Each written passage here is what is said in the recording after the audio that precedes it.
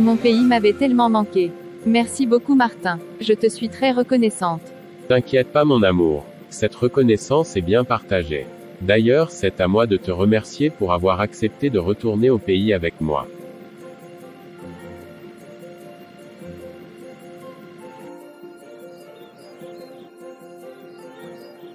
Mon amour, je suis tellement fatigué.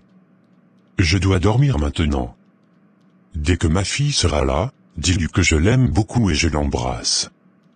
Ils ont beaucoup traîné à la route.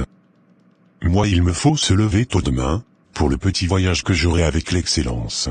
D'accord bébé. Je te comprends. Va te reposer sinon tu risques de craquer ici. Vu que tu as un programme d'urgence le matin, il te faut dormir à temps. J'espère bien qu'ils vont pas traîner à arriver ici. Ça ne peut être que l'embouteillage je crois. Martin m'avait déjà dit qu'ils avaient déjà quitté l'aéroport. Une fois ta fille sera là, je lui passerai tes câlins.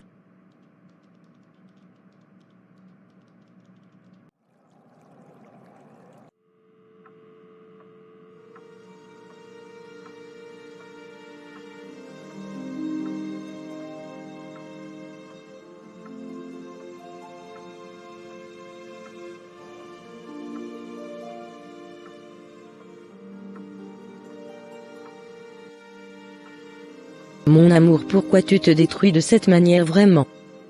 Toi aussi tu veux me tuer c'est ça? Pourquoi vous me faites ça au juste? Qu'est-ce que j'ai fait pour mériter ceci? Je suis vraiment inquiète pour mon fils qui se mal conduit et maintenant il est face à la loi.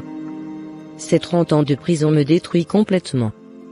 Et toi au lieu de me rendre forte, toi aussi tu me rends de même façon que lui. Tu ne fais pas autre chose depuis là. Tu fais que boire. Tu as bu toute la nuit et maintenant regarde les retombées. Tu as tout détruit à la maison. Est-ce que tu te rends compte vraiment de ce que tu es en train de faire? Pourquoi vraiment mon propre fils peut me faire ça? Avec tous ces efforts que j'ai fait pour lui enfin qu'il termine ses études en Amérique, lui donner une vie de luxe, je lui avais déjà mis dans une même condition comme un enfant de riche au moment où je n'avais encore rien moi. Imagine un peu à l'époque où on dormait 2 fois sans pour autant manger même, tout ça était pour mettre les besoins de notre fils à la priorité afin qu'il ne manque rien.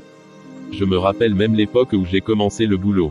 Tous mes collègues de service se moquaient de moi, parce que je faisais les pieds pour se rendre au boulot. Tout le monde là-bas avait des jeeps, mais moi, même pas un vélo. Le pur encore de leur moquerie était parce que je ne changeais pas les tenues. J'avais qu'une seule chemise avec laquelle je me rendais chaque jour au travail. Tu le sais bien Gisèle.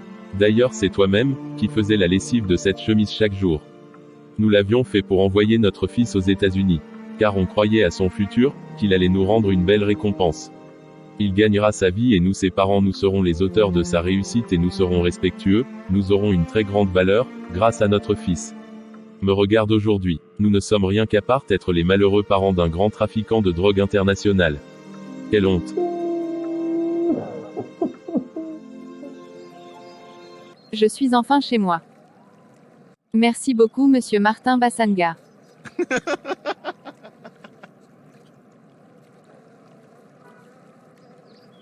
Regarde-moi cette femme. Qui est ton monsieur? Ça peut être qui d'autre à part toi monsieur Martin?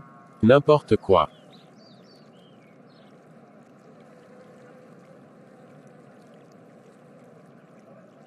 Entrons alors. Je suis impatiente de revoir mes parents chéris.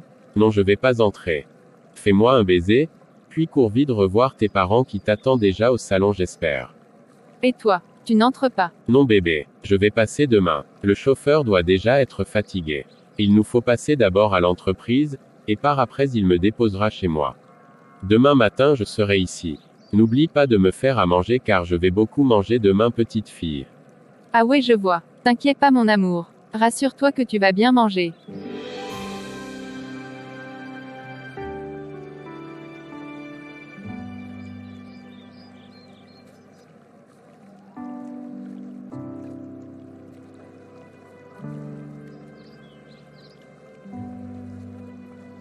Maman. Ma fille.